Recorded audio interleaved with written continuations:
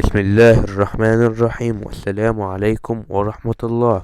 ومع ان مفيش حد جاوب على الفيديو اللي فات في التعليقات، ولكن انتظر منكم الدعم. والان هقول لكم بعد انتهاء مسيرة كهربا ارقام محمود عبد المنعم كهربا خلال 144 مباراة مع الاهلي. اجمالي المساهمات 70 مساهمة تهديفية، الاكثر في مسيرته. سجل 48 هدف وصنع 22. إجمالي عدد دقائق المشاركة 7115 تقريبا، 79 مباراة فقط.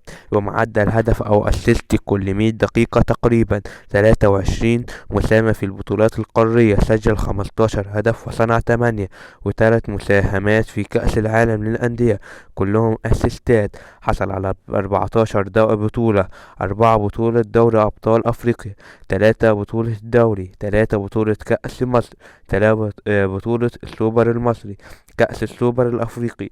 حصل على 3 برونزيات لكأس العالم للأندية في دوري أبطال أفريقيا 2023.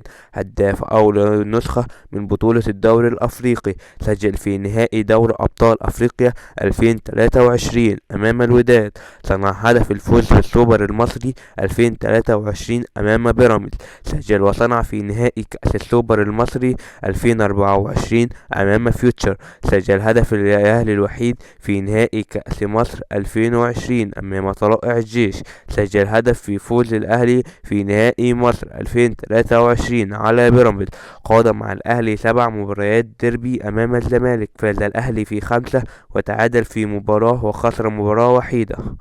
وسؤال حلقتنا، وانتظر منكم الإجابة في التعليقات: أين كان يلعب جود بلينغهام قبل الانتقال إلى ريال مدريد؟